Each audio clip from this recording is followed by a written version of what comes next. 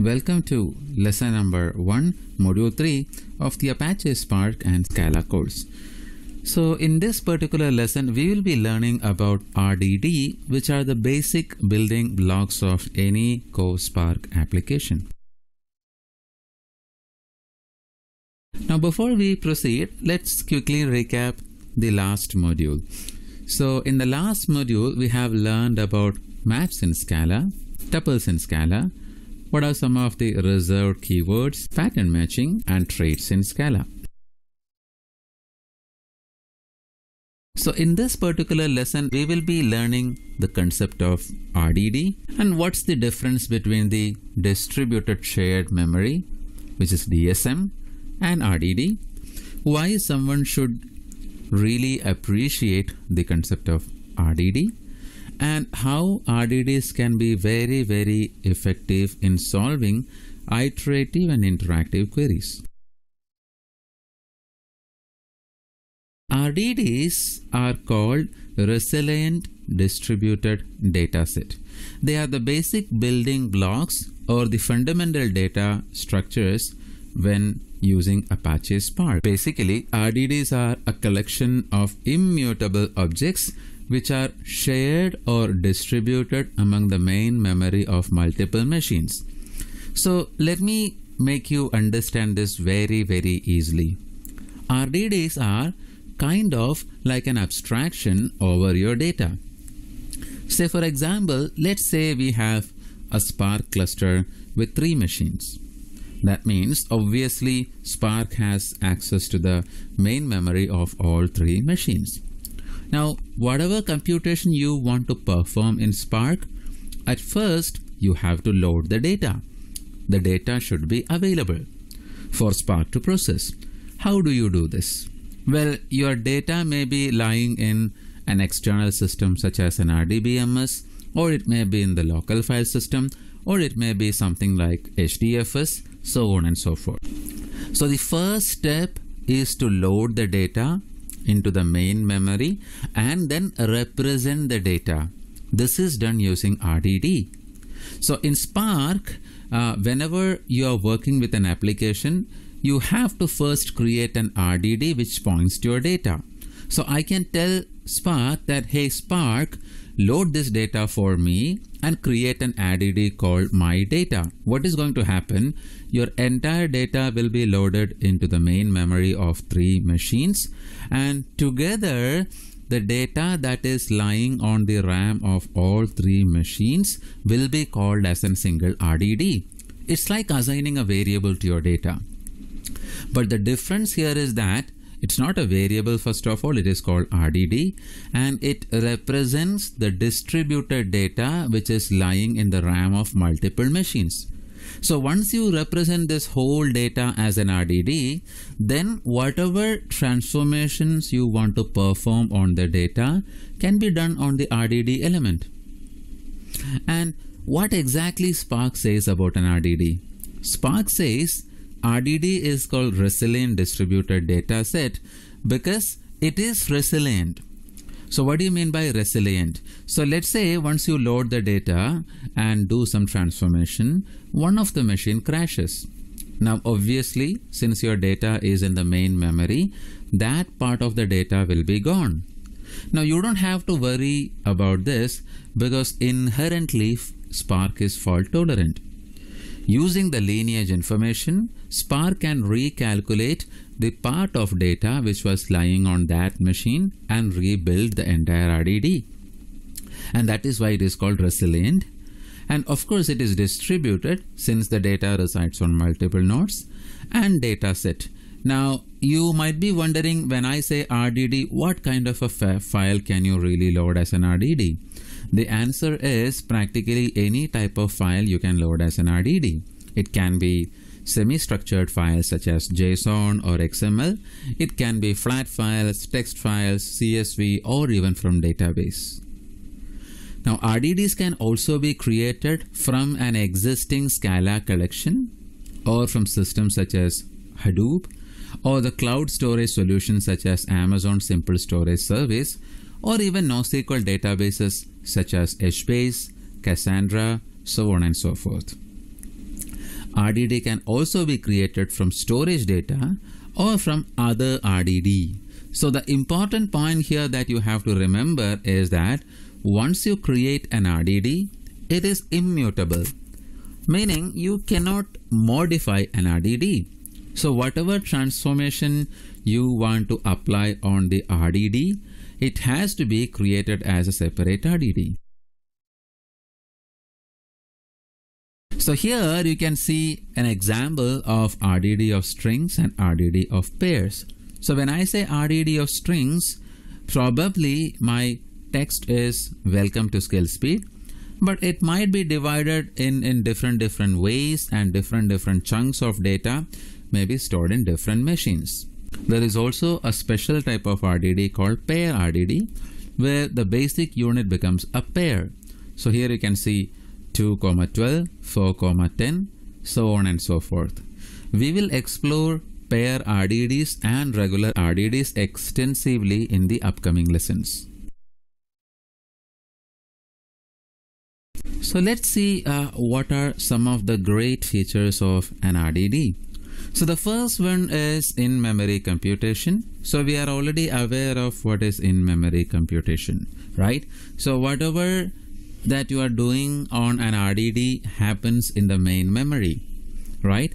But does that mean like RDDs will work only in memory? No.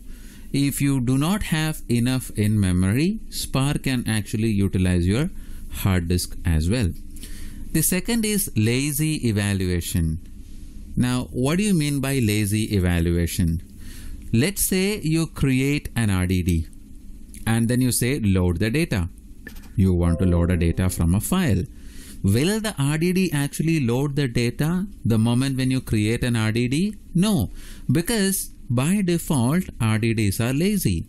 Unless you call for an action, the RDD will not perform anything.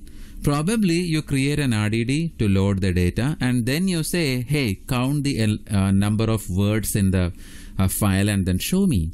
So when you do that, then it will start loading the file, then counting the individual words and so on and so forth. So inherent lazy evaluation makes it very, very efficient.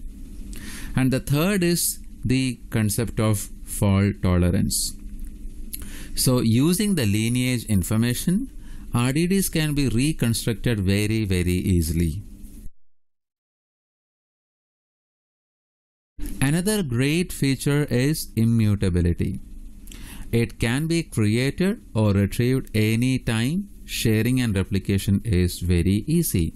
So in distributed synchronization systems such as Spark, it is very important that we have consistency over the data. At any stage of the computation, if you want to retrieve an RDD, you can be rest assured that nobody is able to modify the data because RDDs are immutable. And the last but not least is partitioning. Well, partitioning is the fundamental unit of parallelism in Spark. So we will look into partitions in much deep as we go towards RDD. Basically, what happens is that when you load the data and try to access the data, it will divide the data into something called partitions. And whatever transformations you are doing on the overall RDD will be based on individual partitions. Now, what are some of the differences between your distributed shared memory systems and systems based on RDD? Now, the DSM systems are very, very slow because it supports disk memory processing. A typical example will be something like Hadoop, which is based on the MapReduce framework. Now, even though it allows reads and writes using the data locality principle, it is very, very slow because of the disk reads and writes. Also, it is very difficult to implement backup tasks in DSM systems. And as the amount of RAM goes lower and lower, these kind of systems will experience performance bottlenecks. Whereas if you look at an RDD based system, you can see it is very, very fast because of the native in-memory functionality. And you can create an RDD through coarse grain transformation, and they are fault tolerant as well. So when you look at coarse grain transformation and fine grain transformation, what do you mean by coarse grain transformation? Well, there are two kinds of operations, like I said, fine grained and coarse grained. So when I say fine grain transformation, let's say you have a file which has 1 million entries. If I want to modify only 3 entries within all the 1 million entries of a file, that is called a fine grain transformation. And it is rarely used in big data systems. What we do here is coarse grain transformation. That means whatever you are doing, you will be applying to the whole system as it is. And backups are also very, very easy since we have the lineage graph. And if you are running out of main memory, then Spark and RDDs can use your hard disk to store the data and make processing happen. Now, why exactly do we need to think about RDD? RDD has taken place to make MapReduce more efficient. And it has been proven that when you are using Spark-based RDDs, it is 10 to 100 times faster than a Hadoop MapReduce job. Especially, you can utilize RDDs for iterative and interactive processing. So even though Hadoop is really great at storing big data and analyzing big data, two special cases where MapReduce tend to be very, very inefficient is for iterative data analysis and interactive analysis. So let's see them in detail. So what do you really mean by iterative problem? See, let's say we are looking at something like machine learning. In machine learning, what we do? We load some sample data and we use algorithms to train on the sample data. This means the sample data has to pass through multiple iterative steps. And on top of Hadoop, we have machine learning frameworks such as Mahout, which are designed to perform many machine learning algorithms. Well, Mahout is a great tool, but the problem is that since the underlying execution engine is MapReduce, when you perform iterative queries, in the middle of each iteration, there is a HDFS write and read, as you can see from the picture. So if you are doing 10 to 16 iterations, double the amount of data is actually read and written to the disk. Now, whereas if you do the same machine learning in Spark using the MLlib libraries, Spark keeps the whole data in memory and all the iterations will happen in the main memory. There is no disk commit at all. So this way, for iterative applications, Spark is much better. The next type of applications are interactive applications. So when you say interactive applications, Spark provides low latency computation. Now, a great example will be SQL, or in Spark's terms, we can call this as Spark SQL. Now, typically in the world of Hadoop, we have a data warehousing tool called Apache Hive. Now, Apache Hive is great at batch queries, but when you want to have interactive queries, Apache Hive fails because Hive depends on MapReduce and MapReduce is very slow. Companies like Cloudera have tried to resolve this problem by building custom tools such as Impala. Now, Impala is a SQL query engine which is proprietary to Cloudera, and Impala doesn't use MapReduce, and Cloudera claims that Impala is much faster. It is true, Impala is faster, but there is no fault tolerance in Impala, right? So how do you solve this problem? If you can provide in-memory fault-tolerant computation for interactive problems, and that is exactly what Spark SQL does. You can even cache the working data set so that the queries are much faster. So we will explore Spark SQL in the upcoming modules, and you will see the difference when we do the hands-on with Spark SQL. So to wrap up, in this particular lesson, we have learned the concept of RDD, the difference between DSM and RDD, why RDD, and how RDDs are effective in solving iterative and interactive queries. That's all for this lesson. If you have any questions, please do not hesitate to raise a support ticket. Thank you.